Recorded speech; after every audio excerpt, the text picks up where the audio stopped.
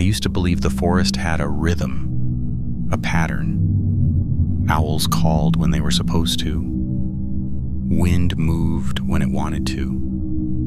And footsteps belonged to something with a heartbeat. That was before the night shift, before I started noticing that some things in the Appalachian woods don't follow patterns at all. They pause when you pause. They breathe when you breathe. And sometimes they stand just beyond the tree line, trying to remember how to be us. I was a ranger for 7 years. And I'm telling you now, there are things out there that look almost human. Almost. Let's step into the abyss.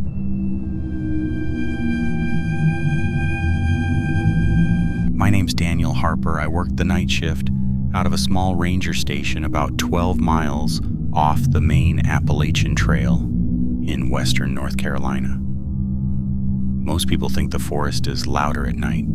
It isn't. It's quieter. And that quiet feels heavy, like it's pressing against your ears. My shift started at 10 p.m. By midnight, the campgrounds would settle. Fires burned low. The last conversations faded into zippers closing against cold air. That first strange night, nothing dramatic happened. No screams, no missing hikers, just something slightly off. I was doing a routine perimeter drive. The tires rolled slowly over gravel. The radio beside me hummed with soft static. That's when I smelled it. Metallic, like old pennies soaked in rain.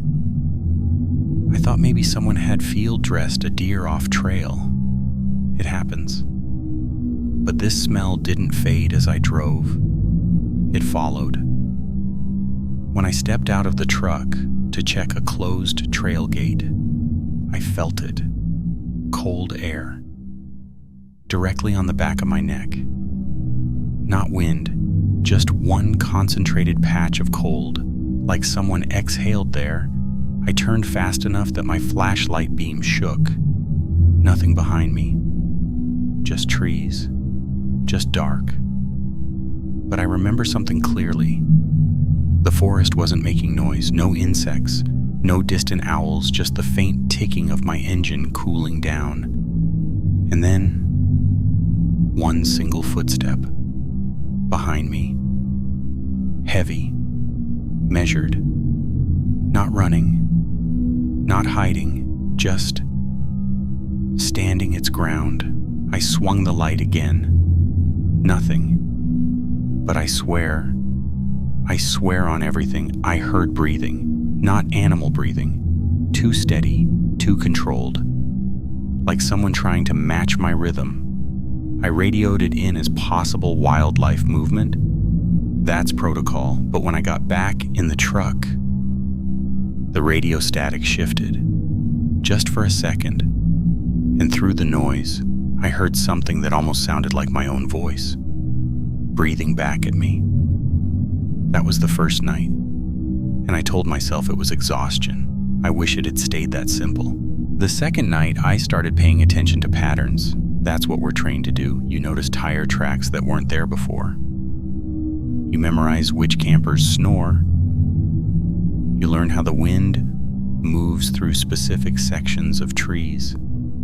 The forest has habits, but something had started copying mine. Around 1:17 a.m., I left the station on foot. There's a stretch of trail about a mile out that hikers avoid at night. No reason officially, it's just uncomfortable. The trees grow too close together there.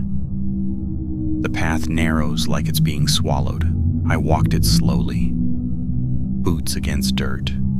Soft crunch. Pause. And then crunch. Pause. Behind me.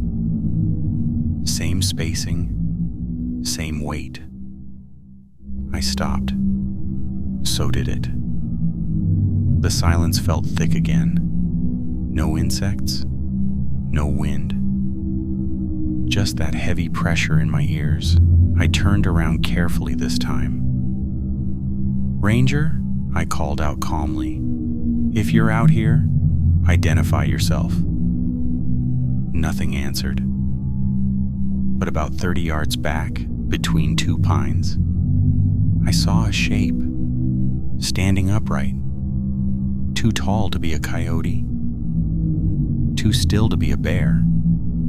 It wasn't hiding, it was facing me. I could tell by the outline of its shoulders, and that's when I noticed something that made my stomach tighten. Its head was tilted. Not curious, not confused. Tilted like it was studying how I stood, like it was measuring angles. I lifted my flashlight. The beam touched bark, branches, empty air, no figure. But the metallic smell was stronger now, thicker, like old blood left on iron. I stepped backward once, slow, controlled. And from deeper in the trees, one step backward answered me, perfectly timed. That's when I understood. It wasn't following me, it was mirroring me. I tested it.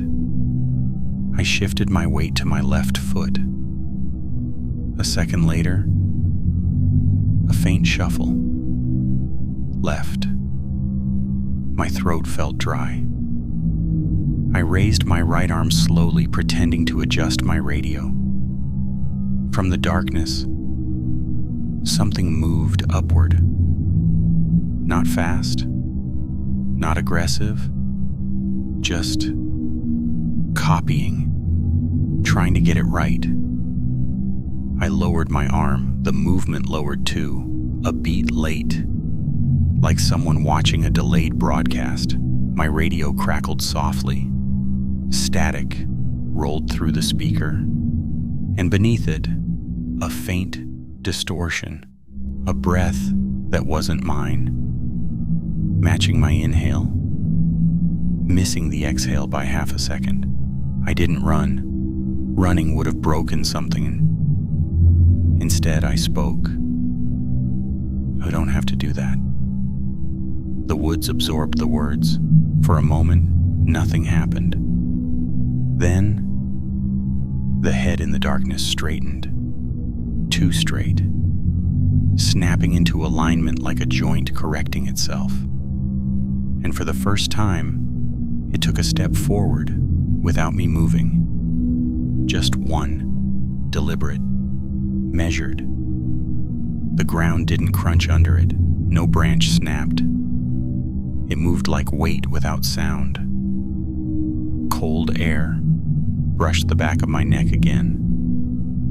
Closer this time. And I realized something that still makes my skin tighten when I think about it. It wasn't trying to scare me. It was trying to learn. And I was the template. After that night, I stopped telling myself it was wildlife. I reviewed the trail cam footage the next morning. Frame by frame, most of it was normal. Deer crossing, raccoons near trash bins, wind bending branches. But at 1:19 a.m., the exact minute I tested the mirroring, one camera caught something.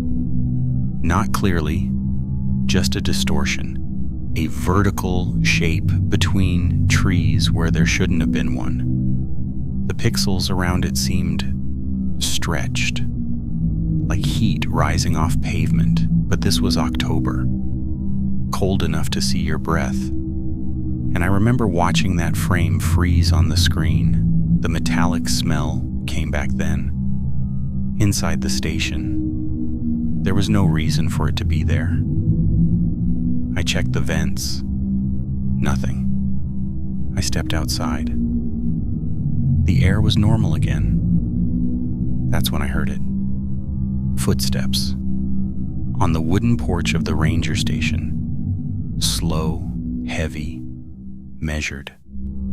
The boards creaked under the weight, and those boards only creak when someone's actually standing on them. I didn't grab my weapon, I grabbed the radio.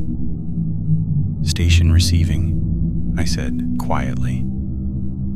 Static answered, but underneath it, a faint echo of my own voice, delayed, repeating the last word.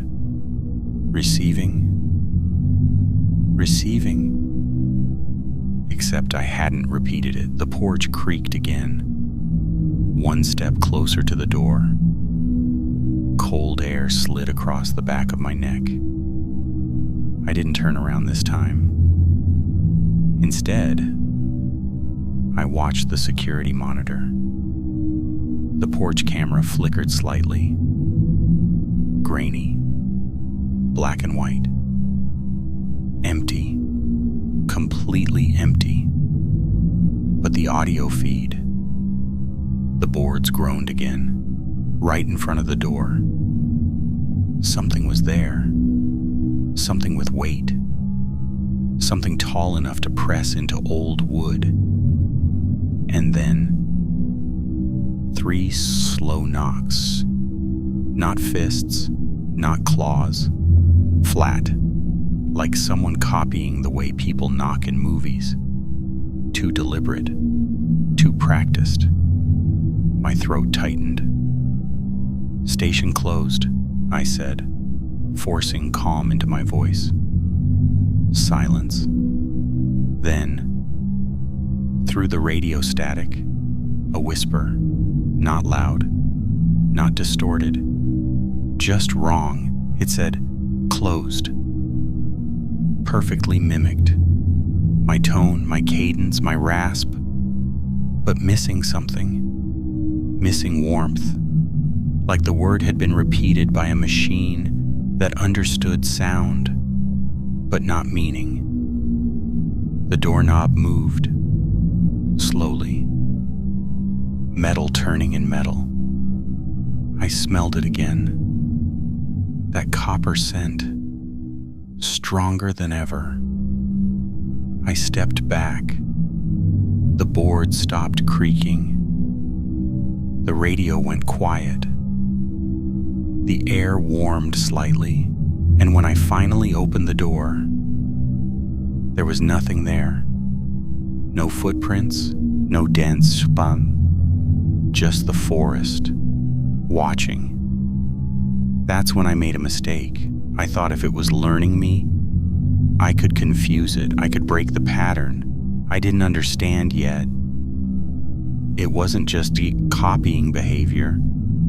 It was getting closer to getting it right. I decided to break the rhythm. If it was learning me, then I would stop being predictable. The next shift, I changed everything. Different patrol route, different timing, no headlights on the gravel road. I walked instead of drove. No radio chatter, no pattern, just silence. The forest felt wrong immediately. Not empty, expectant, like something waiting for instructions. Around 2 a.m., I reached the old Firewatch clearing. It's a dead patch of land where lightning struck years ago. No tall trees, just stumps and open sky. Moonlight spilled across the dirt. For the first time in days, I could see clearly in every direction. Nothing there. No shapes between trunks. No tilted head, just me. In the open clearing, I stood still for a long time. No movement. No metallic smell. No cold breath. I almost felt relief. Almost. Then I heard it. From behind me. My own boots against dirt. Crunch, pause, crunch, pause.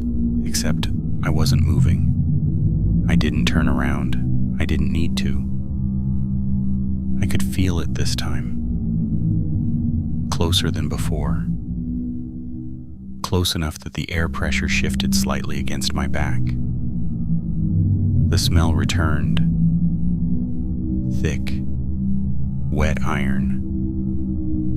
And then it walked past me. Not brushing, not touching, just crossing my peripheral vision. I saw it clearly for the first time. Tall, too tall. Its proportions were nearly correct. Arms slightly too long. Knees bending a fraction too late when it stepped. Its skin. Not fur, not clothing. Just a surface that looked stretched, like something wearing a human outline without understanding muscle underneath. Its face was the worst part because it wasn't deformed. It wasn't monstrous. It was blank. Features arranged properly.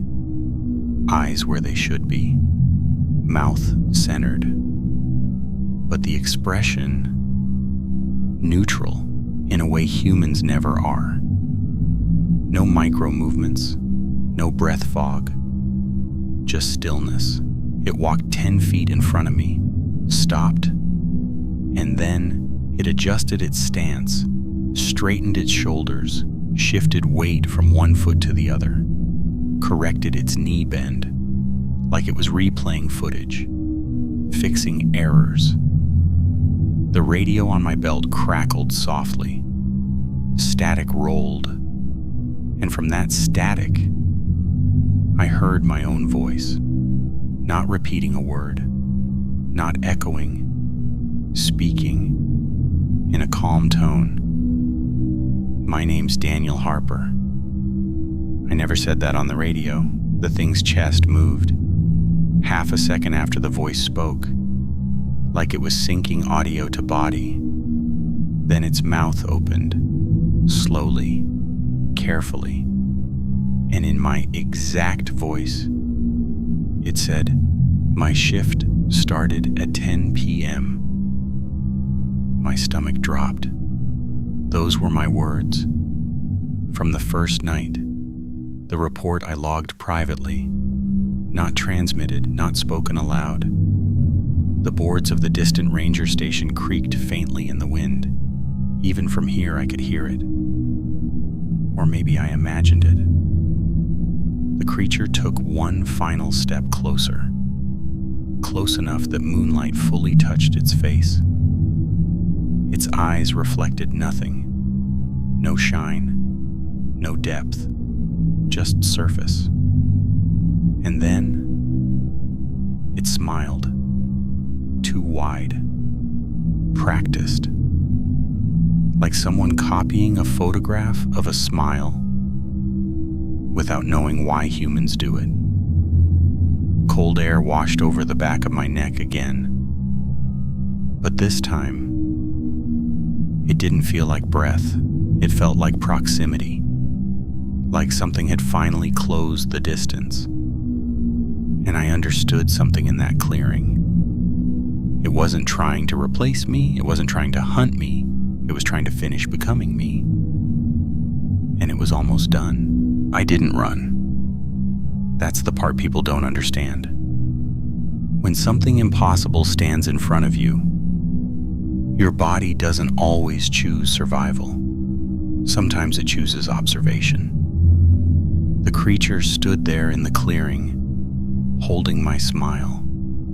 Too wide, too fixed. The metallic smell hung in the air between us, not drifting, suspended, like it belonged to neither of us, but to whatever space we were sharing. "My name's Daniel Harper," it repeated. Perfect tone, perfect pacing, wrong presence. Its lips were moving now in better synchronization. Not delayed, not clumsy, improved. It took another step closer. Its foot pressed into dirt this time, and I heard it. A crunch. It had learned weight. The cold air on the back of my neck shifted, not behind me anymore, in front of me, like the source had moved. The radio on my belt crackled again. Static swelled, and beneath it, footsteps, not in the clearing, not on the trail, inside the ranger station. Wooden boards creaking, measured, slow. I froze. The station was nearly a mile away. No one else was on shift. The creature's eyes did not blink, but something inside them seemed focused, like it was listening too. Then it spoke again. I reviewed the trail cam footage. That wasn't in my official report. I never logged that sentence. I whispered it to myself, alone, in the office. The thing tilted its head slightly, corrected the angle, and then straightened again. Practice. Refinement. It lifted its hand, slowly, palm facing me. And I saw something that made my chest tighten. The fingers were slightly uneven in length, like someone estimated proportions without fully understanding anatomy. But they were getting closer. The radio burst into louder static, and through it, I heard breathing. Mine. From earlier. Recorded. Layered. Played back. And then, another sound. The front door of the ranger station opening. Long. Wood. Dragging across wood. I felt the floorboards under my boots vibrate faintly. From a mile away. Impossible. Unless it wasn't distance. Unless it was proximity. The creature took one final step. Close enough now that I could see faint texture across its skin. Not pores, not scars. Just smooth surface, like unfinished clay. And then it said something new. Not copied, not repeated, new. You can rest. Its smile widened slightly. Shifts over. The radio cut to silence. The forest sound rushed back all at once. Insects, wind, distant owl, too loud, like something had released a pause button. And the clearing was empty. The creature was gone. No footsteps away. No branch movement. Just gone. But the metallic smell stayed, thick in my throat. I ran then, not away from the clearing, toward the station. The porch boards were still warm. The front door, wide open. Lights on. Radio mic off the hook. And on the desk, a fresh log entry, typed neatly. Time-stamped 2:14 a.m. My shift start time. It read, "My name's Daniel Harper. I worked the night shift for 7 years. Tonight, I am finally off duty." The chair behind the desk was slightly pulled back, like someone had just stood up. And for the first time in my life, I didn't feel alone in my own skin, because something had learned enough. Enough to walk, enough to speak, enough to take over the pattern. And I don't know if I left the forest that night, or if something else did, but sometimes, when I pass a mirror in low light, my smile lingers half a second too long, and there's a metallic smell in the air, like something is still practicing.